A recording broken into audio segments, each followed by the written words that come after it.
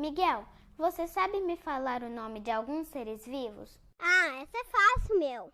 Cachorro, gato, peixe, galinha, urso.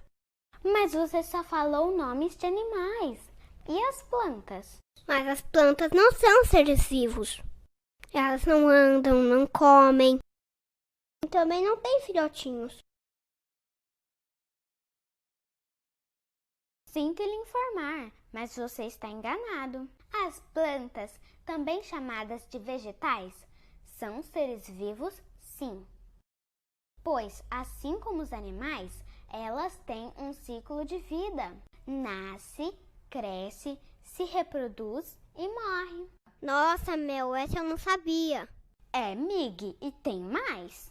Quando Deus criou as plantas no terceiro dia da criação, ele foi tão sábio que as fez para produzir alimento, embelezar a terra e ainda conservar o ar puro para as pessoas e os animais respirarem. Nossa, que legal! As plantas limpam o ar. Então deve ter planta em todo lugar, né? É, em quase todo lugar, pois elas não podem viver em lugares escuros como cavernas. Elas necessitam de luz para sobreviver.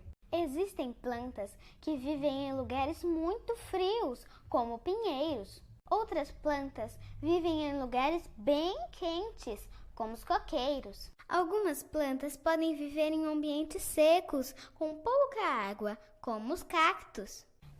E ainda existem plantas que moram na água, como a flor de lótus. Nossa, Mel, estou amando aprender sobre as plantas. Mas tenho uma dúvida. Além da luz, o que mais elas precisam para viver? Essa é uma ótima pergunta, Mig. Diferente dos animais, que precisam procurar seu alimento, as plantas não precisam, pois elas fazem seu próprio alimento, com água, ar e luz. Você sabia que essa capacidade das plantas de fazer seu próprio alimento, usando apenas água, ar e luz, é conhecida como fotossíntese? Agora vamos conhecer os nomes das partes das plantas. Raiz, caule ou tronco, folhas, flores, frutos, sementes. Agora vamos aprender as funções das partes de uma planta. Raiz. Ela prende a planta no solo e dele retira a água e sais minerais que ela precisa. Caule ou tronco. Sustenta os galhos com as folhas, as flores e os frutos e conduz os sais minerais e a água até as folhas para a produção do alimento da planta. As folhas são responsáveis pela respiração e transpiração e ainda produzem o alimento das plantas, que ocorre pela fotossíntese. A fotossíntese é um processo para a produção do alimento das plantas, que é a glicose. Mas como as plantas conseguem produzir seu próprio alimento? Bem, elas precisam de alguns ingredientes para isso. São eles: água e sais minerais, luz do sol e gás carbônico. Flores. Em algumas espécies de vegetais, as flores são responsáveis pela reprodução das plantas e são elas que originam os frutos. Frutos. Os frutos são produzidos pelas flores e guardam as sementes. Sementes. Ficam no interior dos frutos e darão origem a uma nova planta. É importante, entretanto, lembrar que nem todas as plantas apresentam essa mesma estrutura. Então, pessoal, deu para aprender sobre as partes das plantas e suas funções? Espero que sim. Vamos agora pegar nosso livro de História, Ciências e Geografia e abrir na página 12.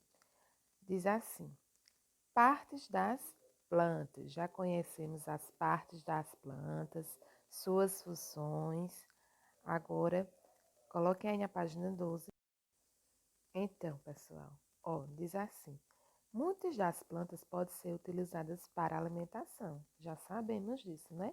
Por exemplo, aí as folhas da rúcula, da alface, da alcega e do repolho, por exemplo, pode ser utilizado para várias saladas. E aí, vocês gostam desse tipo de folhas? Muito saudáveis para nós. Ó, o caule da batata inglesa e o caule do gengibre também são utilizados na alimentação. E aí, vocês gostam de batatas? Vocês sabiam que as batatas são caules de plantas? Pois é. Ó, a mandioca, ou a macaxeira, né, conhecida por nós, a beterraba, a cenoura, o inhame, são raízes, certo? Esses alimentos também estão muito presentes em nossas refeições. Além de raízes, as folhas da cenoura também podem ser consumidas. Vocês sabiam disso? Sabiam que a cenoura é uma raiz? Isso mesmo. A macaxeira, o inhame. E ó, que interessante, vocês já comeram folhas de cenoura? Legal. E brócolis. Quem gosta de brócolis? Brócolis tem muito ferro, muitos nutrientes.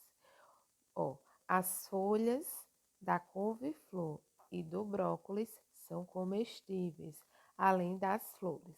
A parte do caule dessas plantas também é consumida. Interessante, né, pessoal? Passando para a página 13, temos aí, ó, a pitanga, o pequi, a melancia e a jabuticaba são exemplos de frutos. As sementes, como a soja, ervilha, o feijão, também fazem parte da nossa alimentação, certo? Agora vocês vão ler aí, tá certo? As questões da página 13, 14 e 15, tentar responder, me mandar lá na plataforma e na aula ao vivo a gente corrige, tudo bem? Espero que vocês tenham gostado e até a próxima aula. Tchau, tchau!